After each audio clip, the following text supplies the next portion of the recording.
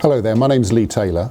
I'm engaged with the Korea Health Industry Development Institute, KIDI, and what I'd like to do today is spend a few moments of your time talking about medical devices and how Korean companies may want to consider the export of medical devices through into Europe and other markets around the world. By way of introduction, you can see on the slide the organisations that I've worked for during my career, all the way back to the British Army, Royal Army Medical Corps, through to global life science companies such as SmithKline Beecham and latterly Novartis. As I mentioned to you, what I'd like to talk about is medical devices, and I've titled the presentation Time to Act. And the reason for titling it Time to Act is that at the time of composing the presentation, the world, as you'll be no doubt aware, is gripped with the health and the economic impact of COVID-19. Some estimates are that normal business, whatever normal will be, may not return until the last quarter of 2020. Indeed, other segments of the market and other estimates are suggesting normal business may not return until first or second quarter of 2021, which is of course some time away. And I was struck recently listening to CEO Mark Zuckerberg, who many of you will know leads Facebook. And he's actually introduced a policy globally for Facebook employees that zero meetings, no meetings of 50 employees or more can take place face-to-face until at least June 2021, which is a significant decision for a global organization like Facebook, but obviously crystallizes the dilemma of many organizations around the world as to how to conduct normal business in the midst of a global economic and health crisis. So, Korean medical devices, in my view, can and should play a global role. You'll have heard that 3 of the largest exporters in the world, US, Germany, China, have halted export of certain products. And of course, those decisions may change in time, but nonetheless, the normal supply chains have been altered. Emotionally, perhaps, Trump called COVID-19 the Chinese virus. The World Health Organization has been criticized. The UN Security Council has actually been absent so far. And at the time of reporting, Korea has actually been held up as a beacon of best practice, specifically in relation to early intervention, having a prepared and high capacity healthcare system, its ability to contact trace, the use of technology, and specifically the use of IVD devices, mobile tracing and mobile alerting of its population in relation to avoiding areas of likely infection. And if we look back at some of the data, perhaps as some people, obviously in hindsight, are suggesting that perhaps we could have and should have predicted what we're seeing at the moment. We don't have to look back too far to look at the outbreaks of MERS and SARS, and small in comparison to coronavirus. But of course, what a number of healthcare professionals are suggesting is that we may be looking at a frequent and periodic outbreak of respiratory diseases, something similar and something akin to the seasonal flu, where, for example, coronavirus may be seasonal. And therefore, it's not a significant leap of faith to assume that the medical devices, and especially medical device organizations involved in disease surveillance, disease testing, tracing and treating, will become an increasingly valued segment within the Korean, within the Asian, and within the global marketplaces.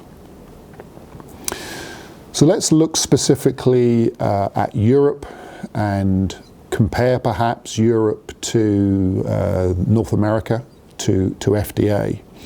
And many of you will know that there are currently within Europe 3 directives that were published in the 90s. One specifically around active implantable medical devices, published 1990.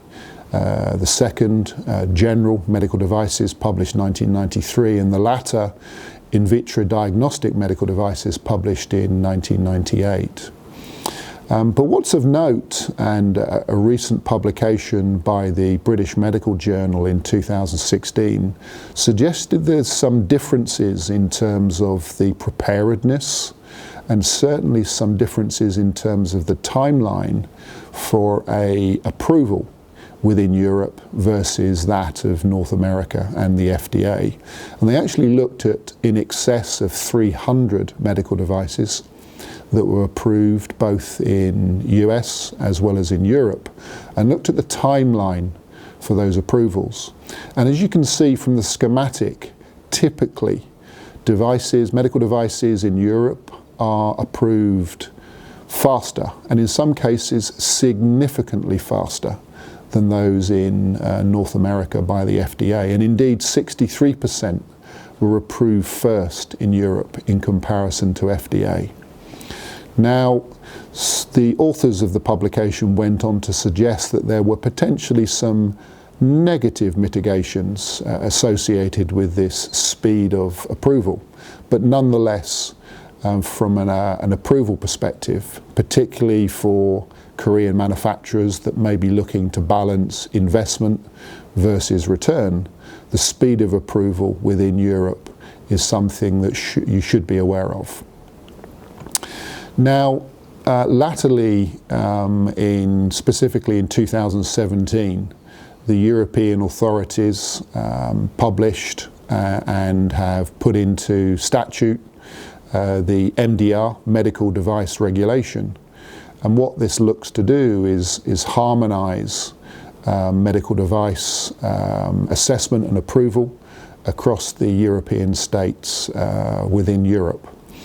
And if we look at the timeline of MDR, we are slap bang in the middle of the implementation phase, in that the initial structure came into force in May 2017, and that allowed manufacturers to adjust and adopt some of their procedures to ensure that by 26 May 2020, every historic and future medical device marketed within Europe would be managed by the architecture of MDR.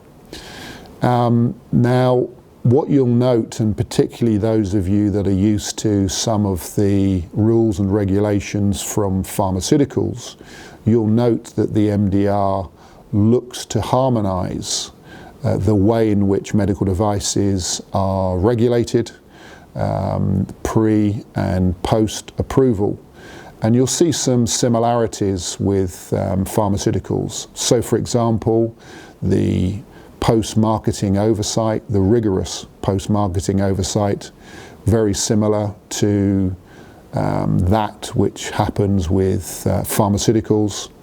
The identification and naming of an individual responsible person to ensure legally regulatory compliance. Again, very similar to what many of you will know as the QP, qualified person, within pharmaceuticals. All the way through to, particularly for class 3 and implantable medical devices, more rigorous clinical evidence to ensure that the devices are safe and effective and continue to be so.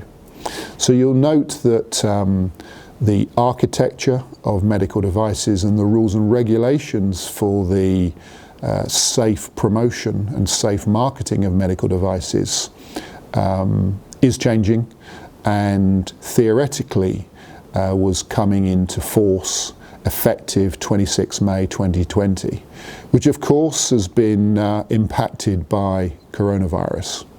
And at the time of writing this presentation, the European regulatory authorities, the European Commission, is very likely to delay the imposition or bringing into force of MDR by a further year through to May 2021, which gives organisations a little bit more time and scope to ensure that they're ready for the regulation, but also to focus on some of the required aspects of dealing with the acute issues of the global pandemic. So that was the reason for titling the presentation Time to Act, and here are my 6 key recommendations for you to consider. Firstly, if you haven't already, engage a top-tier regulatory support, either consultancy or by employing high-quality European experience regulatory capability, on the assumption, of course, that you are looking to penetrate the European medical device market. You'll need to utilise a European-based responsible person, be that either a standalone third party or through the distribution agent that you choose to work with within Europe. My advice is to start soon. For all of the reasons that we've just discussed. The medical device marketplace, particularly in the aspects that we've covered, is an area of high interest and high unmet need. And the prospects for medical device revenue in Europe, North America, are robust for 2020, 21, 22 and onwards. I think also my advice would extend to consider service offering as well as the normal instruments, capital, disposables and reagents. Increasingly service offering around your product is and will continue to become a way of incrementally increasing revenue and increasing customer experience for your products. And finally, consider technology. More and more healthcare over time is inevitably going to be delivered remotely through connected systems, remote systems, and therefore considering how your product now and for the future may embrace technology and innovation, I think is an important aspect to consider. So those were the key recommendations from me, and of course I and a number of consultants at Kiddy would be more than happy to consult with you and give you our input and advice in terms of how to start or how to consolidate your approach to the European market in regards to medical devices. Thank you. Hello there, my name is Lee Taylor. I'm engaged with the Career Health Industry Development Institute, Kiddy, and what I'd like to do today is spend a few moments of your time talking about personal care, which stretches across a number of aspects that I'll go into in a moment. By way of introduction, you can see my background on the slide.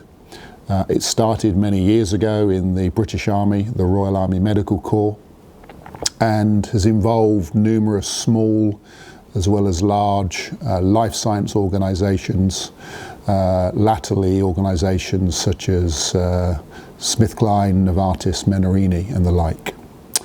And what I'd like to do is talk about some aspects that are relevant to exporting Korean personal care products to Europe. And I've used the word personal care to encompass a number of segments that I'll go into in a moment. But of course, at the time of writing this presentation, the world is gripped by the health and economic impact of COVID-19.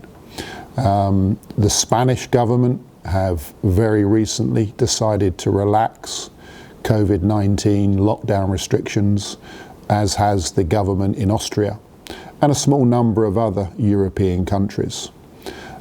Despite this positive news, I genuinely believe a significant new world will emerge, and a new world that will be attractive to Korean beauty, to K-beauty, but nonetheless will mean that you'll need to think more carefully, particularly in relation to the supply and distribution channels that you consider for your products.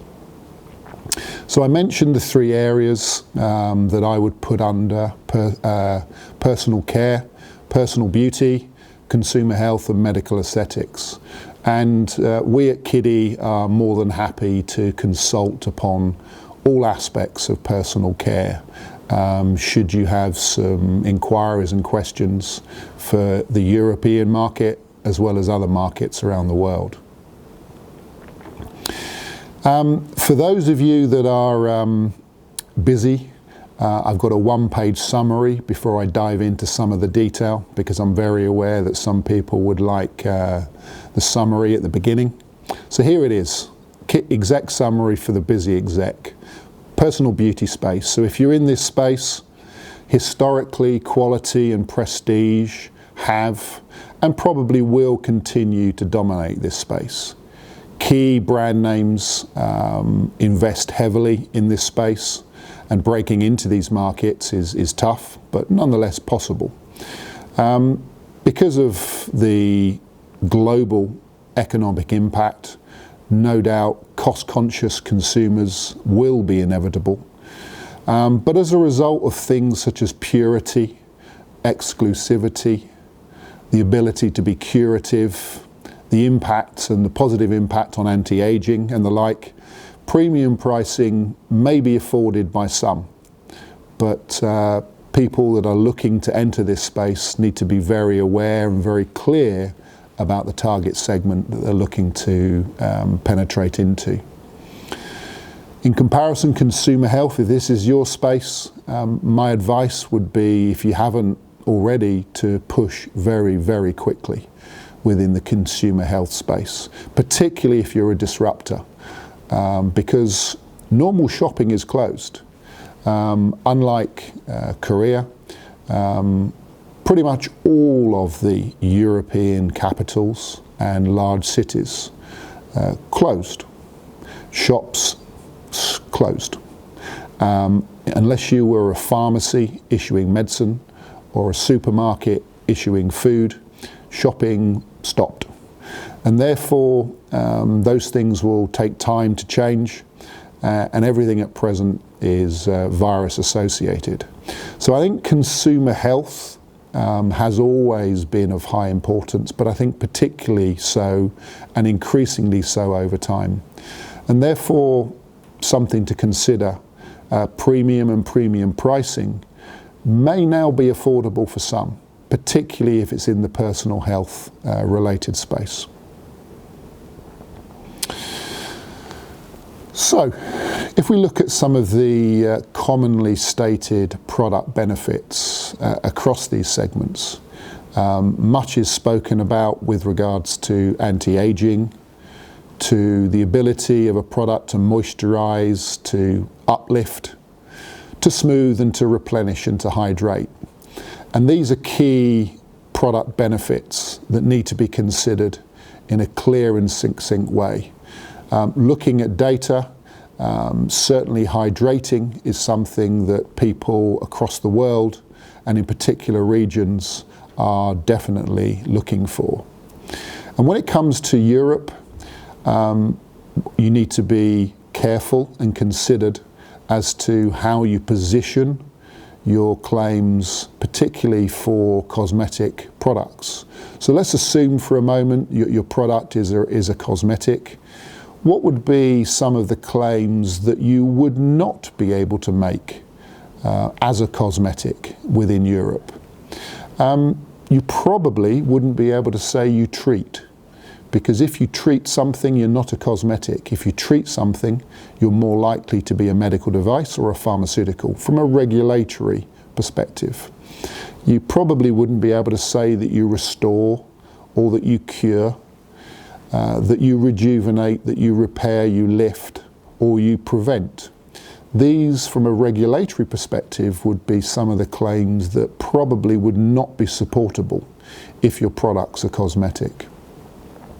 Whereas if you are a cosmetic, and of course you've got the literature to support it, your product probably could be claiming to clean, to protect, to cover, perhaps to mask, and of course perhaps to perfume.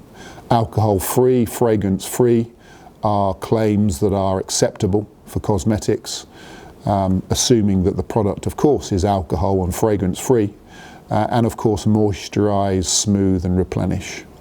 So you'll see from a regulatory standpoint within Europe, there are some things that you can say and there are some things that you can't say from a cosmetics perspective. Promotional channels. These are incredibly important to think about before you start, and there's a schematic here that just gives you a flavour of the options for you to consider in terms of promotional channel. And the reason why I include this as quite a key factor is your promotional channel, your distribution channel, is an essential decision for you, which impacts on numerous factors and is a key factor in relation to setting product price. So let me give you a few examples, and you can see here in US dollars the value of the distribution channels for beauty and personal care products across Europe. So for example, specialist retail stores are quite a significant distribution channel in terms of value. So in Korea that would be something like Hyundai Mall, whereas in England, for example, in the UK, it would be John Lewis. And there are 50 John Lewis stores in the UK alone that act in a very similar way to the way of distribution that you have through establishments such as Hyundai Mall in Korea. The largest segment you can see there in the middle is the pharmacy and the drugstore segment. So in Korea that would be something like Olive Young, whereas in the UK that would be Boots. And Boots has 2,500 stores across the UK and is one of the dominant pharmacy chains, which if you were looking to penetrate mainstream pharmacy in the UK and elsewhere, you would have to have a placement within Boots to be successful. All the way through to other distribution channels and the online market, which, as you can see when you look at the data here, is one of the more rapidly growing segments, albeit not the largest segment. And certainly from a UK and Europe perspective, if you're gonna buy beauty and personal care online, the first place you're probably gonna go to purchase your product is Amazon.